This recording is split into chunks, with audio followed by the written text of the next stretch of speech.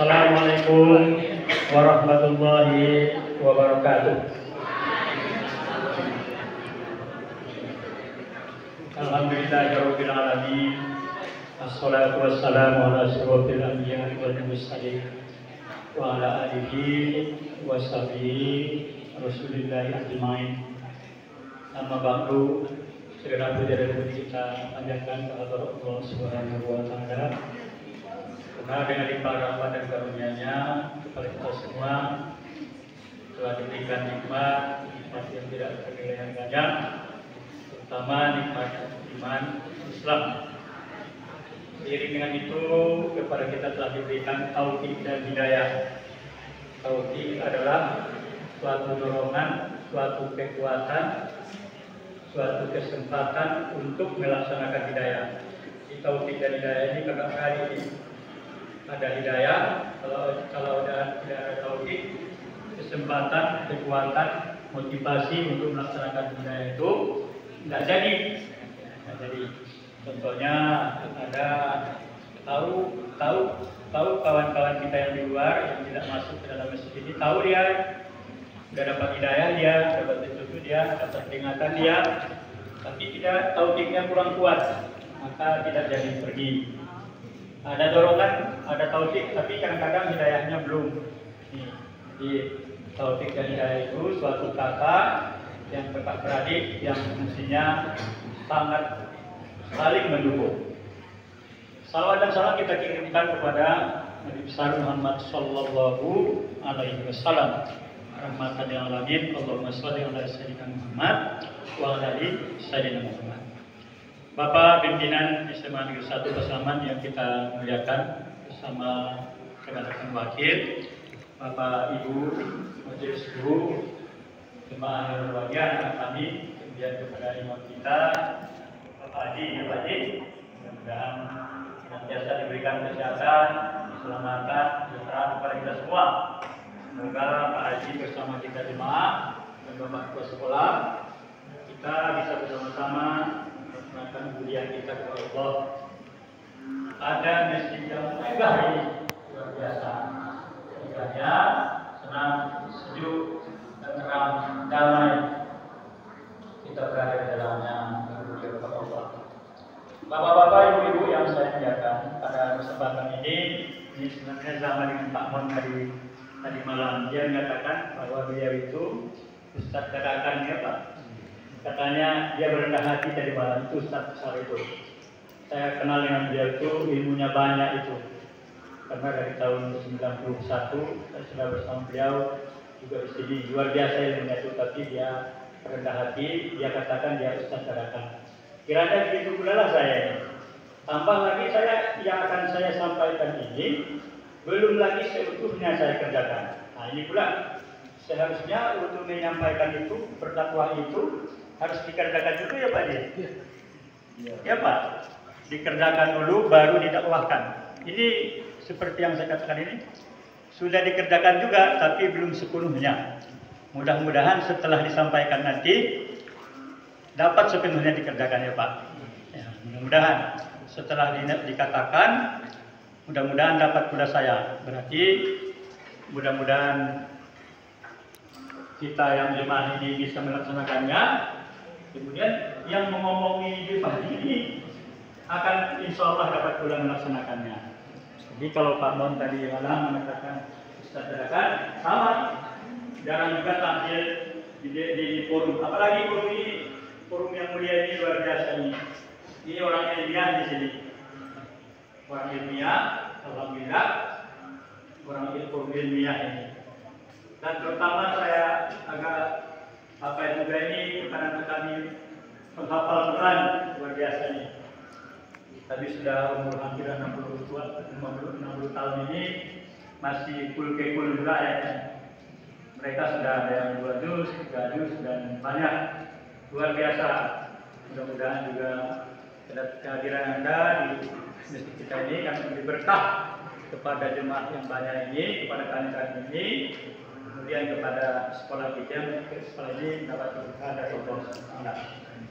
Baik, sebagai judul kita supaya mudah dicatatnya, kepada Anda kami yang sudah siap dengan alat tulisnya. Dalam kehidupan sebentar penangkapnya lagi. Dalam kehidupan kita ini kan sudah didasari dengan rukun dia. Ada tanggung jawab agama, tanggung jawab kehidupan, dan tanggung jawab kepada Allah. Rukun Islam, rukun iman.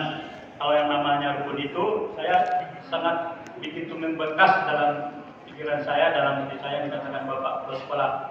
Kalau rukun ini, jangan sekali-kali tinggal, karena kalau tinggal rukun itu, atau tidak sempurna rukun itu, maka tidak sempurnalah bahagian yang ditopang oleh rukun itu. Bahagian yang ditopang oleh dasar ada rukun itu. Maka tentunya terutama di kita ini kita simpulkan sajalah kira-kira bahwa kita telah melaksanakan rukun itu, terutama rukun yang nampak aktivitasnya, kecuali mungkin iman kepada Allah itu kan tidak nampak ya. Iman kepada malaikat rukun dulu ya, bersyahadat itu nampak, terucap, dapat ada bilangannya gitu, syahadat. Kemudian sholat, ini juga nampak buktinya. Ada sholat itu betul-betul nampak karena kita dianjurkan untuk berjamaah. Kemudian yang ketiga puasa. Kemudian berzakat fitrah itu masih apa itu bisa dihitung gitu. Kontali beda. Tapi iman kepada hari kiamat itu tidak nampak lagi. Itu nanti mungkin pribadi-pribadi lagi bagaimana cara mengimani kepada hari kiamat itu. Dan iman kepada kadar baik kadar buruk itu juga tidak bisa dihitung, karena itu bukan benda apa namanya benda gaib gitu. Tetapi harus dilaksanakan, dan ukurannya hanya Allah lah yang maha mengetahui. Begitu juga dengan rukun iman itu iman kepada Allah, iman kepada Rasul, iman kepada malaikat, iman kepada kitab.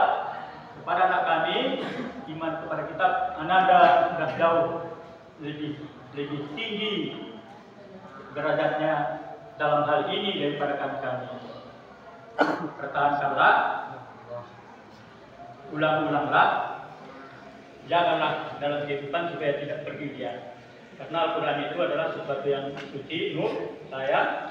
Maka tatkala dibarengi dengan yang kurang baik, kurang bersih, dia akan tidak sadar kita akan hilang satu ayat demi satu ayat dalam kehidupan kita.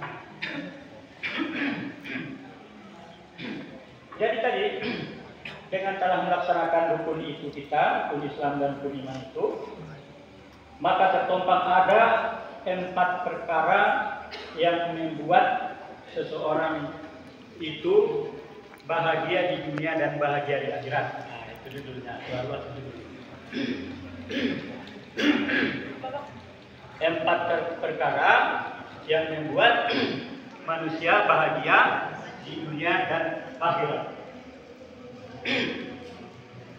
Apa yang 4 perkara itu? Kita majukan dulu kesimpulannya baru keterangannya. Yang pertama, lisanan zakiron. Lisanan zakiron. Lisan, lidah yang selalu menyebut nama Allah. Pak Haji, Pak Kepala, kalau saya nanti terkeselio dalam menjelaskan lisanan zakiron ini, minta tolong diperlurus. Lisanan zakiron, lidah yang selalu basah menyebutkan nama Allah. Itu syaratnya untuk dapat kebahagiaan itu. Yang pertama. Yang kedua, wa qalban syakir. Wa qalban syakir. Qalbi, hati yang selalu bersyukur kepada Allah.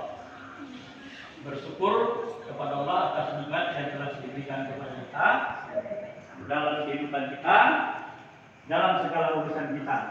Wa qalban syakir, hati yang senantiasa bersyukur kepada Allah Subhanahu wa ta'ala.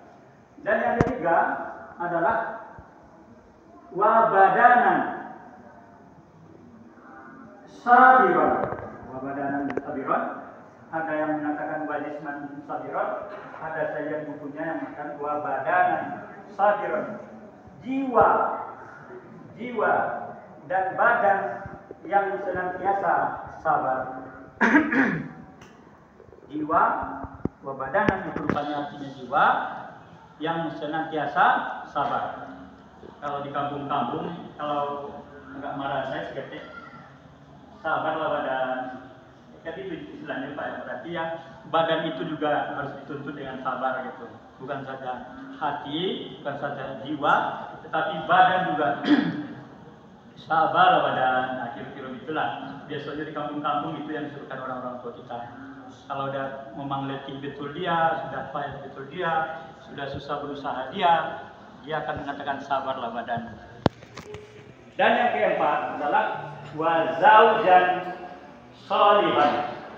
Wa zaujan sholihan adalah pasangan yang saleh.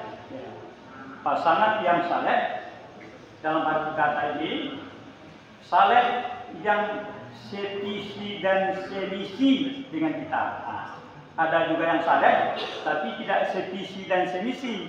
Ada juga tuh. Jadi yang empat itulah. Jadi ini ceramah kita dari kesimpulan dulu baru keterangan. Dia apa tadi? Yang pertama apa tadi? Lisanan zakiron. Yang kedua wa qalban syakiron, syukur. Yang ketiga wa badanan atau wa jisman sabiron. Yang keempat adalah wa zaujan sholihan. Nah, itulah kira-kira kalau anak-anak kami yang ini kelas khusus ini sudah terbayang arah cerita kita pada malam ini, ya kan? Sudah terbayang tuh.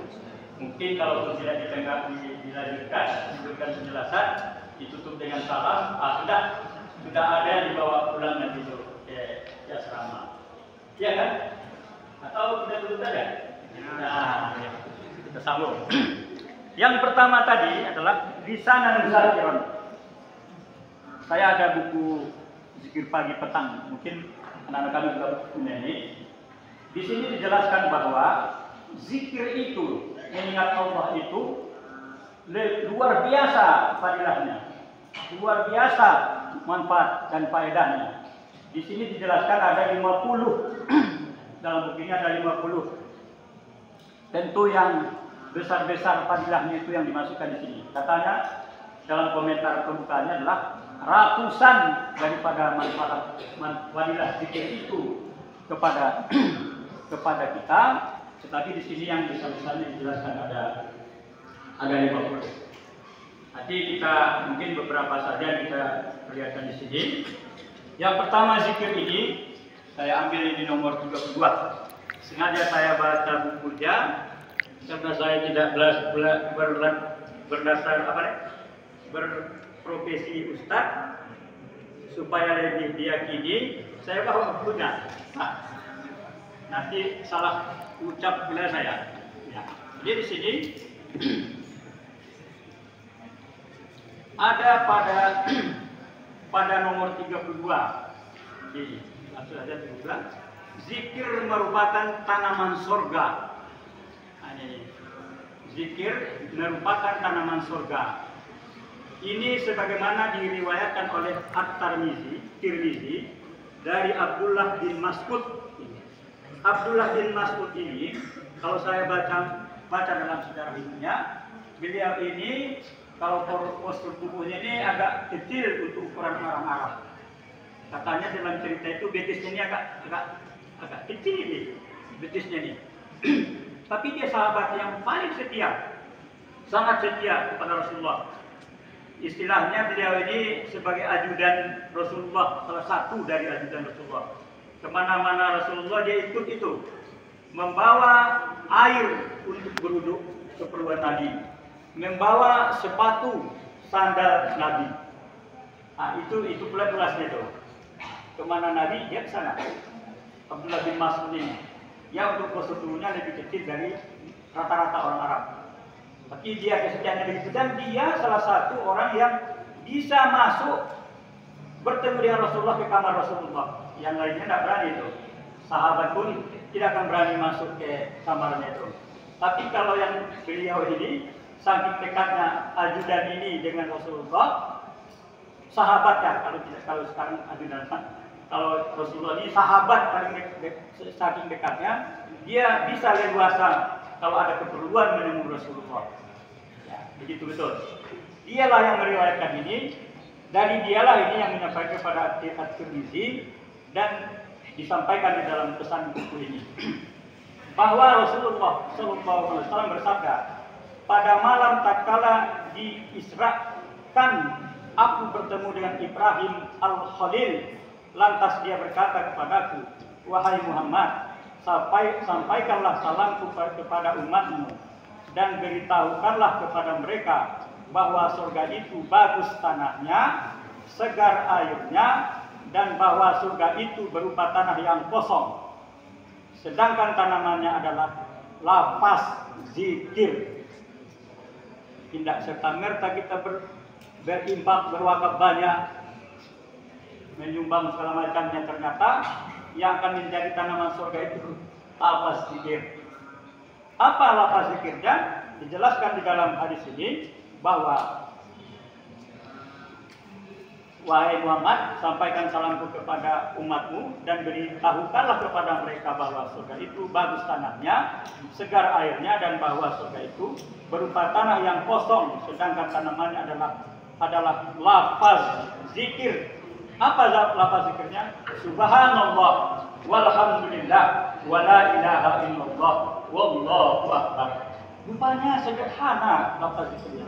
Itu rupanya makanya para ulama besar, para syekh besar, para imam kita membuatkan itu sebagai zikir setelah zikir utama setelah sholat.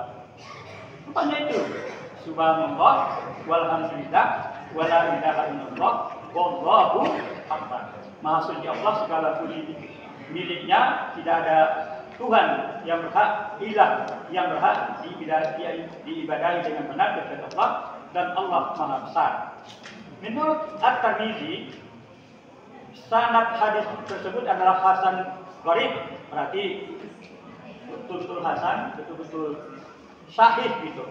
At-Tirmizi pun meriwayatkan dari Abu Zubair, dari Zubair, bahwa beliau bersabda, barang siapa yang mengucapkan subhanallahil azimi wa bihamdi, subhanallahil azimi wa bihamdi, maksudnya Allah yang Maha Agung dan aku memujinya, maka ditanamkan baginya pohon kurma di surga.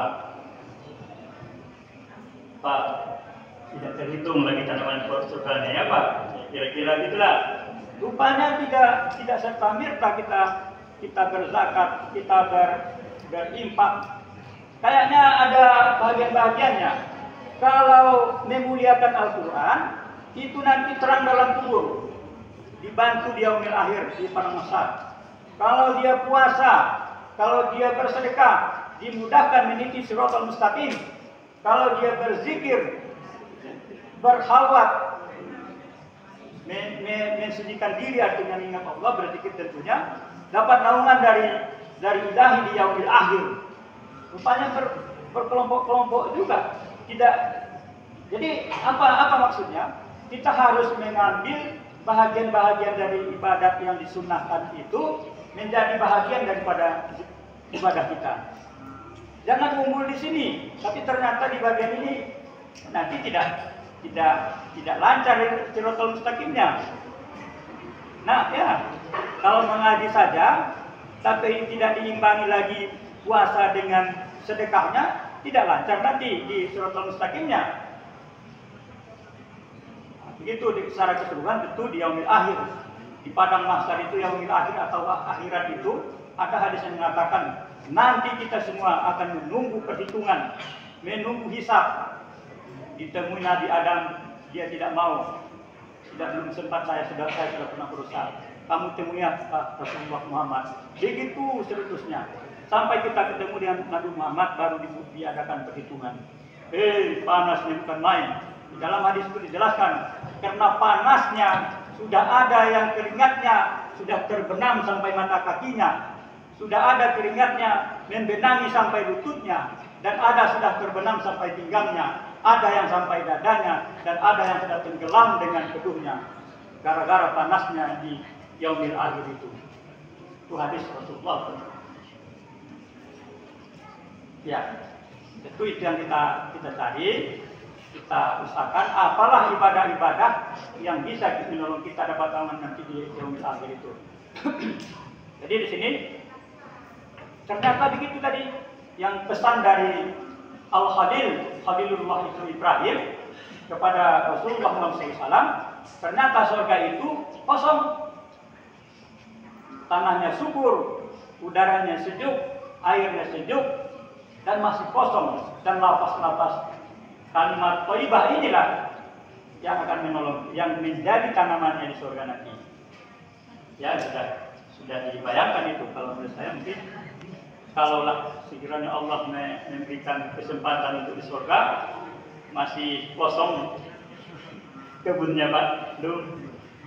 Lalu membana masjidan, banallahu baitan fil jannah. Siapa yang membangun masjid megah ini, baginya akan dibangun mahligai di sana. Rupanya rumah itu dibangun di sana, membangun masjid di sini.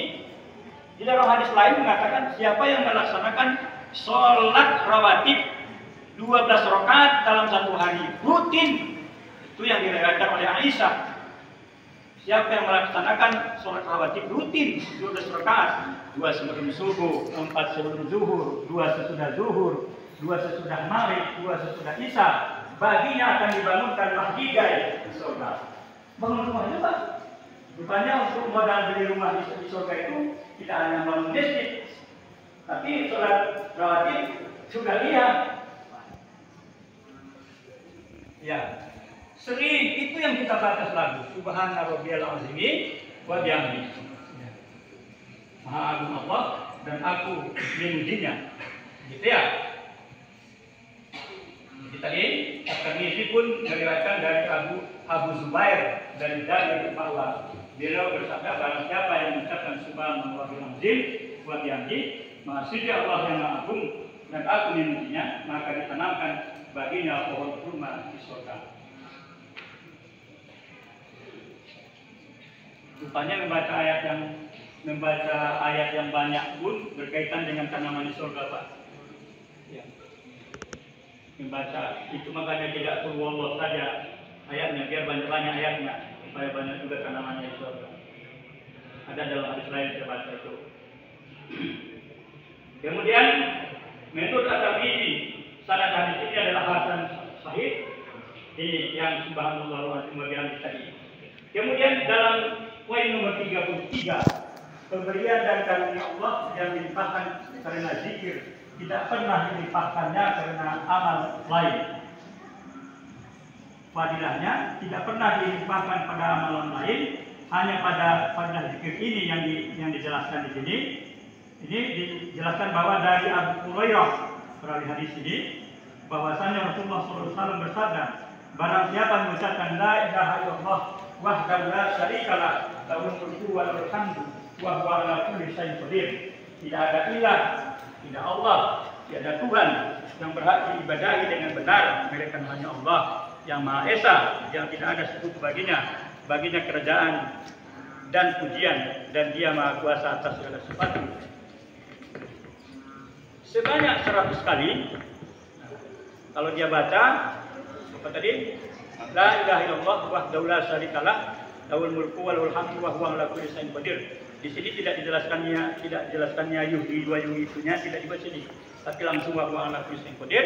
Sebanyak 100 kali dalam sehari, maka dia mendapatkan pahala seperti pahala membebaskan 10 budak, ditetapkan baginya 100 kebaikan, dihapuskan darinya 100 keburukan, dan hal ini menjadi pelindung dari setan pada hari itu hingga sore hari. Dan tidak seorang pun yang membawa sesuatu yang lebih baik daripada sesuatu yang dibawa oleh orang itu, kecuali seseorang yang melakukannya lebih banyak lagi. Artinya lebih banyak dari 100 kali ini. Ada 2 lagi. Dari Abu Hurairah radhiyallahu anhu, dia berkata bahwasanya Rasulullah bersabda, aku mengucapkan subhanallah walhamdulillah wa la ilaha illallah wallahu akbar Maha suci Allah, segala puji miliknya. Tidak ada Tuhan yang berhak ibadahi dengan benar selain Allah, dan Allah Maha Besar. Ini lebih aku sukai daripada terbitnya matahari, yang ini lebih disukai daripada dunia dan seisinya. Kata Rasulullah. Ucapan tauhid ini ya. Dari Sauban bahwa Rasulullah SAW bersabda, barang siapa yang pada pagi dan sore hari mengucapkan raditu billahi robba wa bi islami dina wa bi Muhammadin nabi sallallahu alaihi wasallam rasulah. Aku ridho rela Allah sebagai Rabbku, Islam sebagai agamaku, dan Muhammad sebagai nabiku, maka Allah pasti meridhoinya. Jadi pada lagi ini ini kan ada 20 dari yang dalam ini.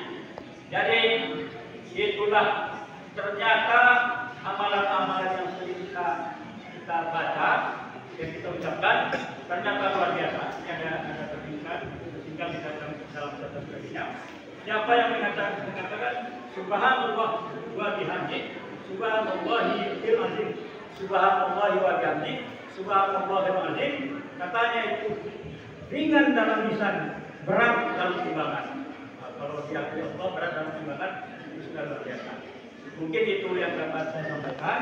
Nanti untuk yang keempat, wajawuzan solihan itu anak-anak kami, putra putri yang akan mengarah ke situ, baik-baik anak, supaya nanti dapat pasangan yang taat. Yang taat. Ada juga yang tidak taat. Nabi Nuh itu memang istrinya mau.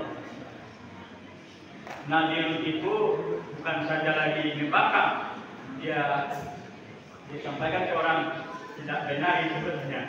Dari upah dia apa itu kembali mata-mata bahwa malaikat datang ke rumah itu. Dari Nabi Nuh itu dia katakan, saya saja istrinya tidak saya lihat kehebatan Nuh itu. Tidak saya lihat katanya. Itulah. Baik. Jadi tapi keluarga Rasulullah, keluarga Nabi Ibrahim dan keluarga para nabi yang lain juga, kecuali yang kedua tadi itu adalah orang taat. Tapi menjadi istri orang taat dan menjadi suami orang taat itu juga karena sudah hampir meninggalkan bagian besar daripada dunia. Berarti itu bukan mudah menjadi istri Nabi, bukan mudah menjadi istri orang taat. Semuanya dibatasi gitu. Untuk keduniaan, tapi kalau untuk akhirat tentu sebanyak-banyaknya. Mungkin itu yang dapat saya sampaikan karena terbatas waktu. Salah dan janggal mohon maaf. Dan mulai sekarang kita ikrarkan ini, kita janjikan pesan Ibrahim Khalilullah kepada Rasulullah, dan Rasulullah berpesan melalui periwayat hadis, dan orang yang membuat buku ini ulama il-amilin wal musannifil mukhlisin. Nah, ini termasuk musannifil mukhlisin, penulis yang ikhlas membuat di sini. Pesan ini sudah sampai ke kita. Pesan itu sudah sampai ke kita. Ya, itu pesannya sudah beruntun tadi itu. Bersanad tadi kan. Dari Ibrahim kepada Rasulullah, kepada sahabat, kepada perawi, dan kepada al-musannifil, penulis yang ikhlas, dan sampailah kepada kita. Tinggal kita lagi melaksanakannya. Saya katakan tadi itu, saya belum sempurna Pak Haji. Ini kita sangat berbahagia dan bersyukur kepada Allah SWT kita punya kawan-kawan kita, bapak-bapak kita yang taat. Di sekolah kita ini banyak taat. Saya pernah begini Pak, saya bercerita tentang membaca Al-Quran kepada salah seorang guru kita. Sebenarnya ada 2 orang guru. Saya pikir hanya mengajinya hanya 1 lembar 2 lembar seperti saya, tapi ternyata 1 juz dia 1 hari 1 malam. Kalau saya lupa namanya. Aduh, saya katakan mengaji mungkin 1 lembar 2 lembar. Rupanya dia jam 4 itu sudah bangun sampai subuh, sampai selesai persiapan menghadap sholat, dia sudah tamatkan 1 juz Al-Quran. Lagi ada 1 lagi, ibu juga. Saya bercerita itu juga. Saya melalui jemaah senantiasa menamakan satu hari satu malam Pak Guru. Halu sebenarnya tidak adalah nilai kita ini dalam ibadah dibandingkan kepada sahabat-sahabat kita. Dalam lingkungan kita, tapi kita ambillah, kita tirulah mereka.